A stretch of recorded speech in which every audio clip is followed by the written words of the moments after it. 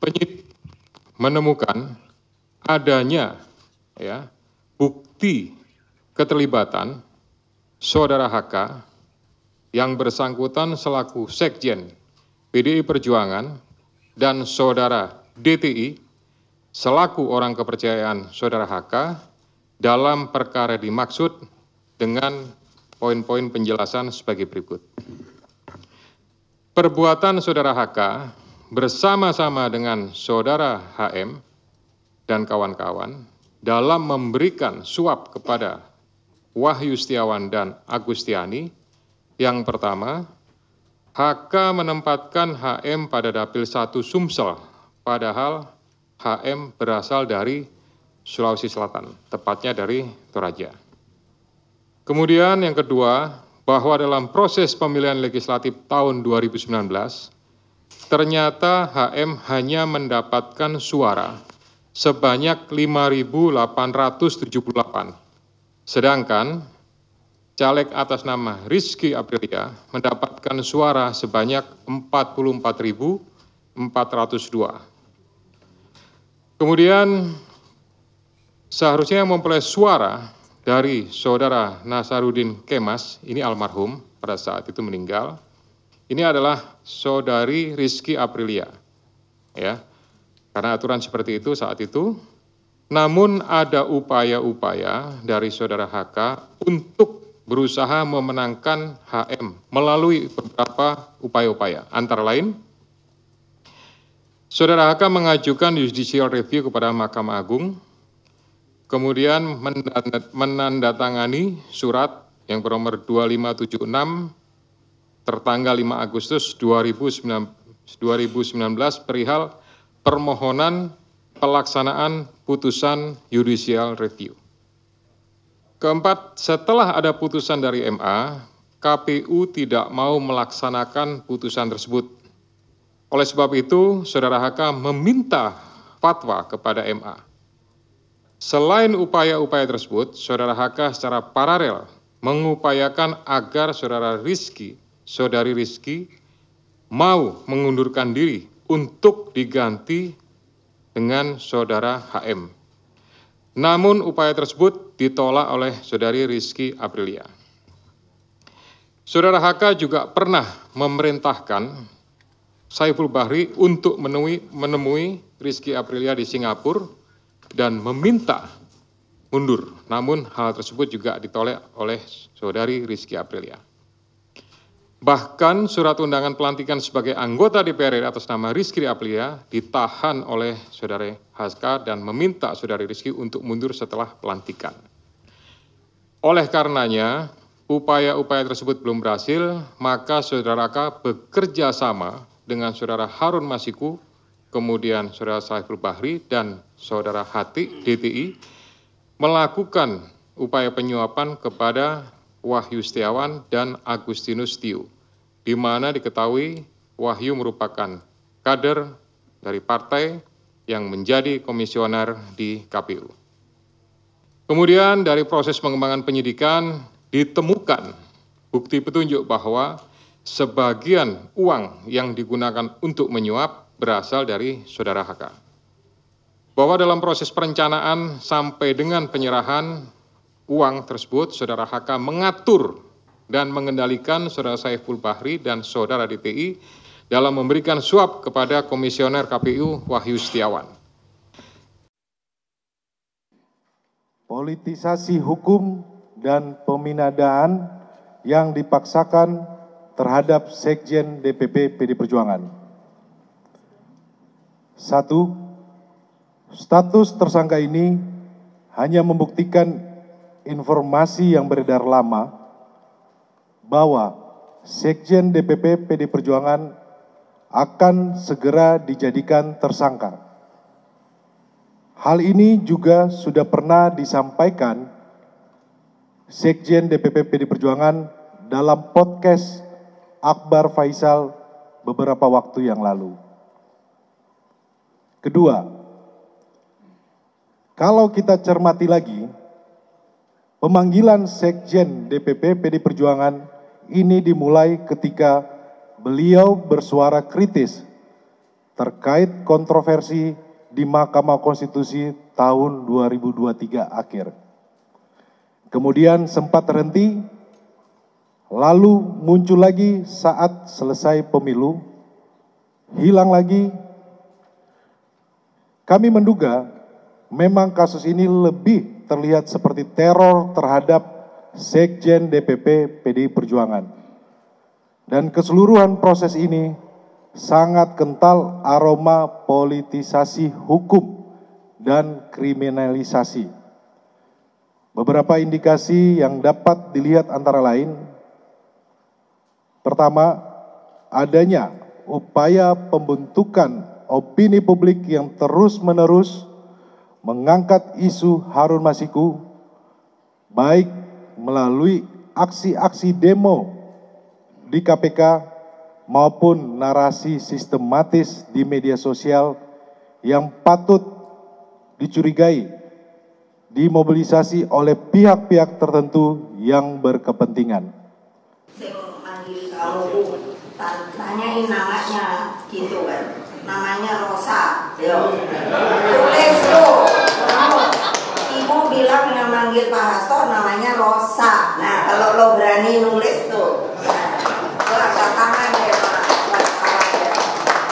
Enak aja emangnya siapa dia?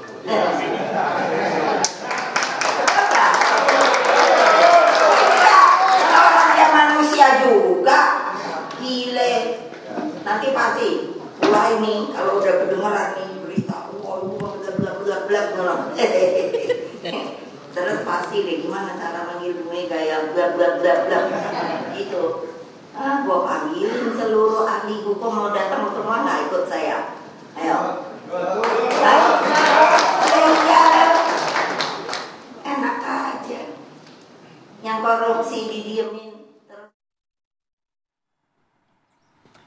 Ya, pemirsa, penetapan tersangka kepada Sekjen PDI Perjuangan ini, Hasto Kristianto, ini cukup menghebohkan ya. Setelah publik kemudian bertanya-tanya tersangka utamanya ini Harun Masiku hampir 5 tahun belum juga ditangkap, tapi Hasto Kristianto sudah ditetapkan sebagai tersangka. Nah, ini juga yang jadi pertanyaan publik, kemudian cukup lama, apakah kasus ini cukup rumit begitu ya, untuk kemudian diadili begitu, dilanjutkan kasusnya, dan juga kita dengarkan bersama dari PDIP sendiri menduga ada politisasi. Jadi tidak begitu murni kasus hukum yang menjerat Sekjen PDI Perjuangan yaitu Hasto Kristianto. Langsung saja mungkin. Ya. Kita konfirmasi, sudah ada narasumber yang sudah hadir pada pagi hari ini di studio kita. Ada Bang Adi Praitno, analis politik. Selamat pagi Bang Adi. Pagi Putri. Baik, selanjutnya ada Bang Yudi Purnomo, mantan penyidik KPK. Nah, ini nanti yang akan menjawab nih, kok lama kasusnya ya Bang? Pagi Bang Putri. Pagi. Terus juga ada Bang Johannes Oberlin Tobing, tim hukum DPP PDI Perjuangan. Selamat pagi Bang Johan. Pagi Mbak Putri. Langsung konfirmasi mungkin Bang Johan, ini tanggapan PDIP dan langkah yang akan diambil seperti apa ke depan? Nah itu tadi, seperti yang Mbak Putri bilang, politisasi hukum, kriminalisasi hukum, ya kan? Dan yang pasti bahwa melakukan secara paksa untuk menetapkan Mas Hasto itu menjadi seorang tersangka. Dasarnya apa? Dibilang kriminalisasi itu apa dasarnya? Loh, sebenarnya gini, perkara ini sudah usang ini Mas Albat. Tapi kan tidak menggugurkan perbuatan pidananya kalau misalnya tadi disebut oleh KPK. Perkara yang sudah lama usang, kalau boleh dibilang ini udah cerita busuk nih. Ya kan? Kenapa saya bilang begitu? Karena putusan pengadilan itu sudah ingkrah. Baik di pengadilan negeri sampai kasasi di Mahkamah Agung.